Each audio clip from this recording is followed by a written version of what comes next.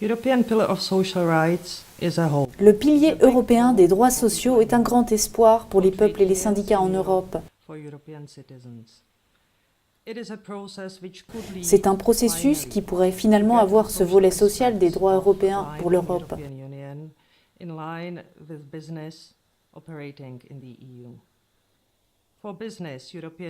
À présent, les milieux d'affaires se remettent vu que les compagnies vont bien et font des bénéfices. Par contre, les citoyens et citoyennes en Europe ne vont pas si bien. Pourtant, ils et elles font partie de l'Europe et espèrent sincèrement que le président Juncker apportera le triple A à l'Europe grâce au volet social.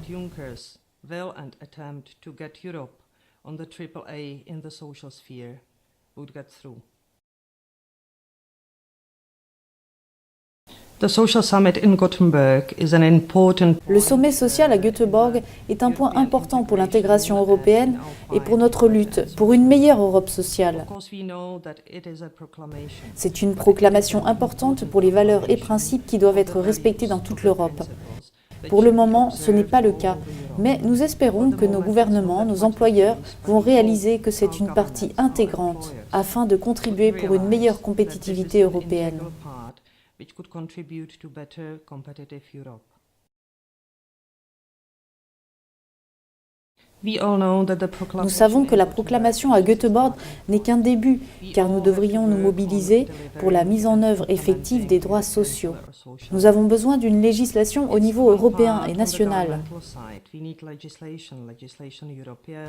Nous avons besoin d'une coopération entre les partenaires sociaux par le biais des conventions collectives et notamment de l'implication des donneurs d'ordre et des partis. Nous avons besoin également d'une réelle convergence des salaires, des conditions de travail, des règles et de niveau de vie qui doivent être l'objectif de ce projet européen.